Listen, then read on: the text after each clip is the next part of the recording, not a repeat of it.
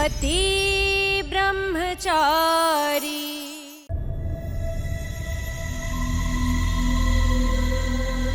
ईशा, तुम इस बाइक वाले को जानती हो?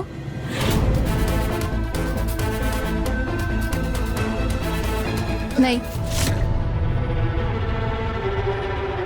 मैं नहीं जानती। तुम में हिम्मत शुरू से थी बेटा, पर आज खुद पर भरोसा करना भी सीख लिया। अब तुम्हें किसी की जरूरत नहीं है। ईशा जी मेरे लाख मना करने पर भी मुझे अपना पति कहती थी, और आज मैं उनके लिए अजनबी हूं। पति ना सही दोस्त कह सकती थी आप, पर आपने मुझे इस लायक भी नहीं समझा। एक्सक्यूज मी, कौन हो तुम? और यूं गर्ल्स हॉस्टल के बाहर खड़े होके शोर क्यों मचा रहे हो? देखो तुम्हारी दादागिरी यहाँ नहीं चलेगी, निकलो यहाँ से, वरना मैं पुलिस को बुलाऊंगी। मैम, जो कुछ भी हुआ उसके लिए I am sorry. It's okay.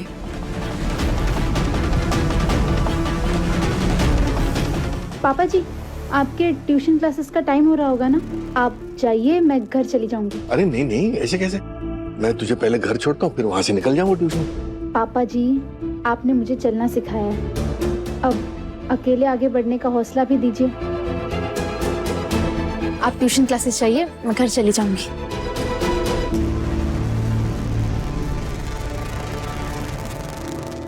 ठीक।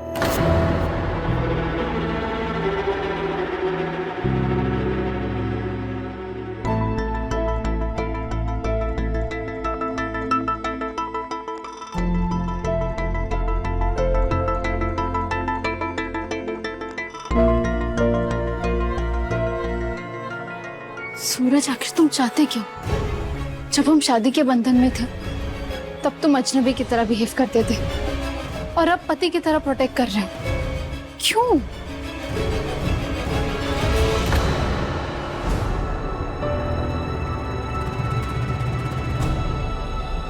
हाँ, यही अच्छा मौका था, तुम भी मुझे सता लो।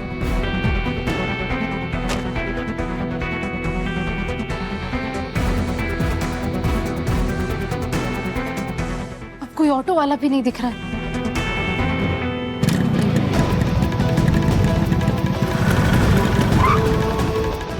बैठ जाइए। मैं आपका पति नहीं हूं तो क्या हुआ, लेकिन आप मेरी मेहमान तो हैं, और पापा ने तो बताया ही होगा कि हमारे यहाँ मेहमानों को किसी भी तरह की कोई भी परेशानी हम नहीं होने देते। मेहमान में सिर्फ पापा जी की, तुम और मैं अजनबी, और अजनबियों के साथ मैं बात नहीं करती। बाइक पर बैठना तो बहुत दूर की बात है। अच्छा, बाहर निकल के बहुत बोलना सीख गए हैं आप? हाँ, बैठते हैं, लगा हुआ खींच के, सारी अक्कल ठिकाने आ जाएगी।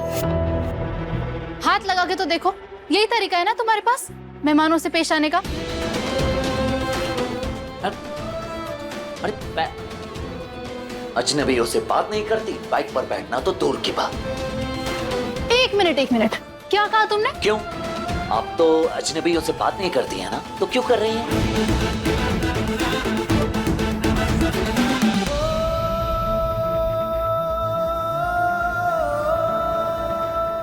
धूप इतनी ज्यादा है कि ईशा जी के पैर जल रहे हैं, क्या करूं?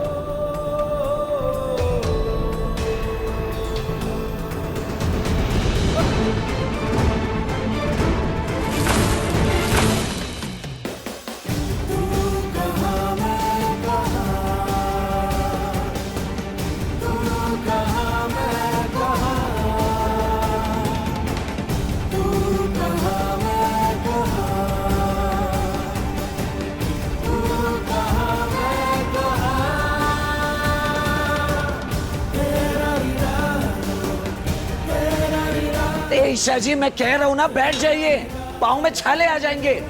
मेरी बात सुनिए, प्लीज बैठ जाइए। नहीं,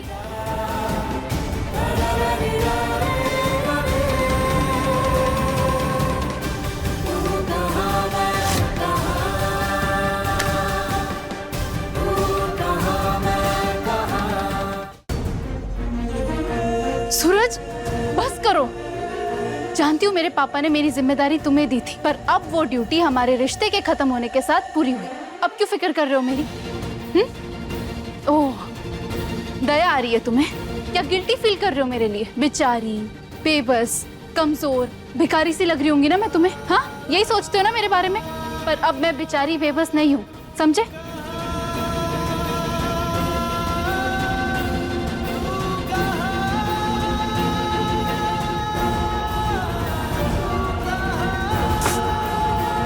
पहनो इसे।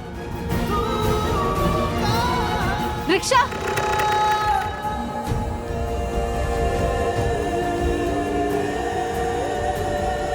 चलो भैया।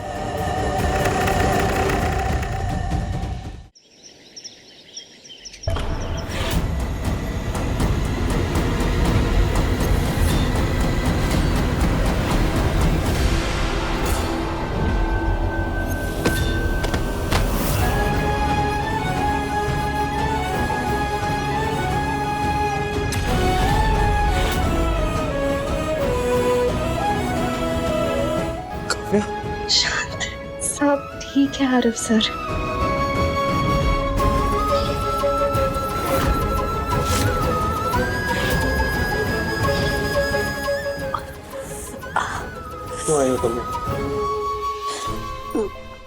वो खुशबू भाभी ने मुझे जॉब पर रखा है, उनकी देखभाल करने के लिए।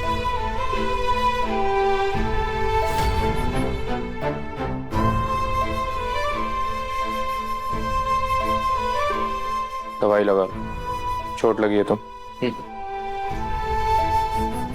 आरव, मैं आपका गुस्सा समझती हूँ। मैं आपको कोई एक्सप्लेनेशन नहीं देना चाहती थी, मगर जब से यहाँ से गई हूँ मैंने एक पल चैन की सांस नहीं ली है। हमारे बीच सिर्फ गलतफहमियां हैं और कुछ नहीं। मैंने कभी आपसे इतना सा भी झूठ नहीं बोला है। मेरा यकीन कीजिए, मुझे सचमुच नहीं पता था कि श्रेया आपसे मिलती है। आप अच्छे से जानते हैं कि मैं अपना काम, अपनी दोस्ती और अपना रिश्ता पूरी ईमानदारी से निभा रही थी। ये आपके लिए, आपको पसंद है ना? हाँ, मानती हूँ कि आप मुझे बहुत अच्छे लगने लगे थे। मुझे आपसे सच्चा वाला प्यार हो गया था, मगर इसीलिए नहीं क्योंकि आप अमीर हो, इसीलिए क्योंकि अमीर होने के बाद भी आपको अपनी अमीरी पर कोई घमंड नहीं है। आपकी दौलत से नहीं, आपकी सादगी से प्यार हुआ था, आपकी अच्छाई से प्यार हुआ था। माना मैंने वो सपने देखे जो कभी पूरे ही नहीं हो सकते, पर फिर भी जब पता चला ना कि आपके दिल में रिया है, तो अंदर ना एक मरहूट सी महसूस हुई, बहुत तकलीफ हुई। आप मुझसे प्यार नहीं करते ना, कोई बात नहीं, कर आपकी नफरत वो मुझसे बर्दाश्त नहीं हो रही है। मुझे जो कहना था वो मैंने कह दिया। अब भी अगर आपको लगता है ना कि मैं कोई झूठ बोल रही हूँ या ये सब कुछ पैसों के लालच में कर रही हूँ, तो आज के बाद सचमुच मैं आपको